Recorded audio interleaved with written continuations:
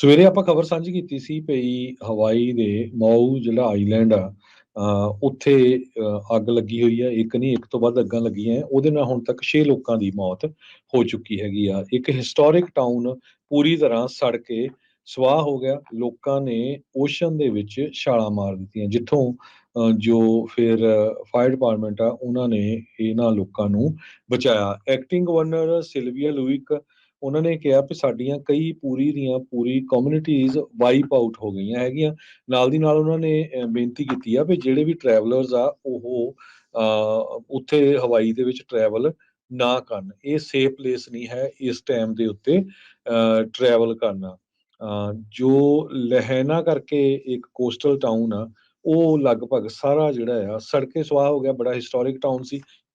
1700 date ਨੂੰ back ਇਹ town ਜਾਂਦਾ ਸੀ national register of historic place ਦੇ ਮੁਤਾਬਕ। ਜੀ, ਜਿਹੜੇ ਲੋਕ ਉੱਥੋਂ ਬਚ ਕੇ ਨਿਕਲੇ ਨੇ, ਇੱਕ ਕੈਲੀਫੋਰਨੀਆ ਦਾ ਕਪਲ ਬੜੀ ਮੁਸ਼ਕਲ ਦੇ ਨਾਲ ਬਚ ਕੇ ਜਿਹੜਾ ਮਾਊਈ ਵਾਈਲਡ ਫਾਇਰ ਚੋਂ ਆਇਆ। ਉਸਨੇ ਕਿਹਾ ਵੀ ਐਪੋਕਲਿਪਟਿਕ, ਜਿੱਦਾਂ ਦੁਨੀਆ ਦਾ ਅੰਤ ਹੋਣ ਵਾਲਾ ਹੁੰਦਾ ਆ, ਉਦਾਂ ਦੀ ਅੱਗ ਉੱਥੇ ਲੱਗੀ ਪਈ ਸੀਗੀ। ਸੋ ਪਿਛਲੇ ਉਹ ਕਹਿੰਦੇ ਵੀ ਚੌਥਾ ਦਿਨ ਸੀਗਾ ਉਹਨਾਂ ਦੀ ਵਕੇਸ਼ਨ ਦਾ, ਜਦ ਇਹ ਵਾਈਲਡ ਫਾਇਰਸ ਆ ਪੂਰੀ ਤਰ੍ਹਾਂ ਉੱਥੋਂ ਦੇ ਵੱਖ-ਵੱਖ ਟਾਪੂਆਂ ਦੇ ਉੱਤੇ ਐਕਸਪਲੋਡ ਕਰ ਗਈ ਸੀਗੀ। ਕਹਿੰਦੇ ਵੀ ਉਹ ਨਿਕਲਣ ਦੀ ਉਹਨਾਂ ਨੇ ਕੋਸ਼ਿਸ਼ ਜਿਹੜੀ ਉਹ ਕੀਤੀ, ਪਰ ਧੂੰਆਂ ਇਹ ਵਗੈਰਾ ਜਿਹੜਾ ਆ ਉਹ ਸਾਰਾ ਕੁਛ ਉੱਥੇ ਚੱਲ ਰਿਹਾ ਸੀ। ਸੋ ਹੁਣ ਤੱਕ 6 ਮੌਤਾਂ ਦੀ ਪੁਸ਼ਟੀ ਜਿਹੜੀ ਉਹ ਹੋ ਚੁੱਕੀ ਆ, ਤੇ ਇਹ ਦੱਸਿਆ ਜਾ ਰਿਹਾ ਵੀ ਵੀ ਇਹ ਆંકੜਾ ਅੱਗੇ ਹੋਰ ਵੱਧ ਜਾਵੇ। 2100 ਤੋਂ ਵੱਧ ਲੋਕ ਹੁਣ ਤੱਕ 5 ਵੱਖ-ਵੱਖ ਜਿਹੜੇ ਸ਼ੈਲਟਰਸ ਇੱਥੇ ਬਣਾਏ ਗਏ ਆ ਉਸ ਵਿੱਚ ਰਹਿ ਰਹੇ ਆ। ਬਹੁਤੇ ਜਿਹੜੇ ਹੋਟਲਸ ਤੇ ਘਰ ਆ ਉਹ ਇਸ ਟਾਈਮ ਬਿਜਲੀ ਤੋਂ ਬਗੈਰ ਵੀ ਆ। ਜਿੱਦਾਂ ਆਪਾਂ ਪੈਰਾਡਾਈਸ ਦੀਆਂ ਤਸਵੀਰਾਂ ਦੇਖਦੇ ਸੀਗੇ, ਮਾਊ ਦੇ ਜਿਹੜੇ ਵੱਖ-ਵੱਖ ਵਾਟਰ ਫਰੰਟਸ ਆ ਚਾਹੇ ਘਰ ਨੇ, ਉੱਥੋਂ ਵੀ ਇਦਾਂ ਹੀ ਤਬਾਹੀ ਦਾ ਮੰਜ਼ਰ ਨਜ਼ਰ ਆ ਰਿਹਾ ਸੀ।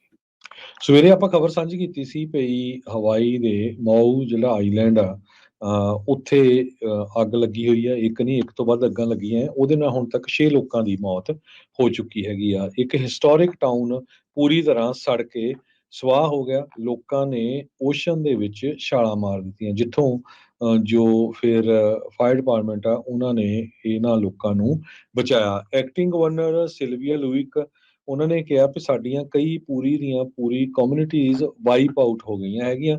ਨਾਲ ਦੀ ਨਾਲ ਉਹਨਾਂ ਨੇ ਬੇਨਤੀ ਕੀਤੀ ਆ ਵੀ ਜਿਹੜੇ ਵੀ ਟਰੈਵਲਰਸ ਆ ਉਹ ਉੱਥੇ ਹਵਾਈ ਦੇ ਵਿੱਚ ਟਰੈਵਲ ਨਾ ਕਰਨ। ਇਹ ਸੇਫ ਪਲੇਸ ਨਹੀਂ ਹੈ ਇਸ ਟਾਈਮ ਦੇ ਉੱਤੇ ਟਰੈਵਲ ਕਰਨਾ। ਜੋ ਲਹਿਣਾ ਕਰਕੇ ਇੱਕ ਕੋਸਟਲ ਟਾਊਨ ਆ, ਉਹ ਲਗਭਗ ਸਾਰਾ ਜਿਹੜਾ ਆ ਸੜ ਕੇ ਸੁਆਹ ਹੋ ਗਿਆ। ਬੜਾ ਹਿਸਟੋਰਿਕ ਟਾਊਨ ਸੀ। 1700 ਡੇਟ ਨੂੰ ਬੈਕ ਇਹ ਟਾਊਨ ਜਾਂਦਾ ਸੀ national register of historic place ਦੇ ਮੁਤਾਬਕ। ਜੀ, ਜਿਹੜੇ ਲੋਕ ਉੱਥੋਂ ਬਚ ਕੇ ਨਿਕਲੇ ਨੇ, ਇੱਕ ਕੈਲੀਫੋਰਨੀਆ ਦਾ ਕਪਲ ਬੜੀ ਮੁਸ਼ਕਲ ਦੇ ਨਾਲ ਬਚ ਕੇ ਜਿਹੜਾ ਮਾਊਈ ਵਾਈਲਡ ਫਾਇਰ ਚੋਂ ਆਇਆ।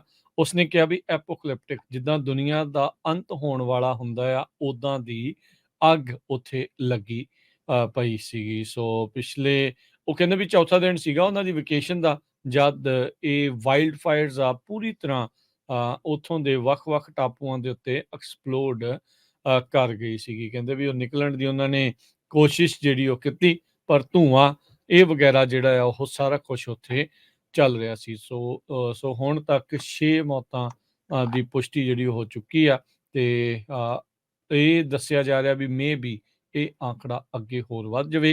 2100 ਤੋਂ ਵੱਧ ਲੋਕ ਹੁਣ ਤੱਕ 5 ਵੱਖ-ਵੱਖ ਜਿਹੜੇ ਸ਼ੈਲਟਰਸ ਇੱਥੇ ਬਣਾਏ ਗਏ ਆ ਉਸ ਵਿੱਚ ਰਹਿ ਰਹੇ ਆ। ਬਹੁਤੇ ਜਿਹੜੇ ਹੋਟਲਸ ਤੇ ਘਰ ਆ ਉਹ ਇਸ ਟਾਈਮ ਬਿਜਲੀ ਤੋਂ ਬਗੈਰ ਵੀ ਆ। ਜਿੱਦਾਂ ਆਪਾਂ ਪੈਰਾਡਾਈਸ ਦੀਆਂ ਤਸਵੀਰਾਂ ਦੇਖਦੇ ਸੀਗੇ, ਮਾਊ ਦੇ ਜਿਹੜੇ ਵੱਖ-ਵੱਖ ਵਾਟਰ ਫਰੰਟਸ ਆ ਚਾਹੇ ਘਰ ਨੇ, ਉੱਥੋਂ ਵੀ ਇਦਾਂ ਹੀ ਤਬਾਹੀ ਦਾ ਮੰਜ਼ਰ ਨਜ਼ਰ ਆ ਰਿਹਾ।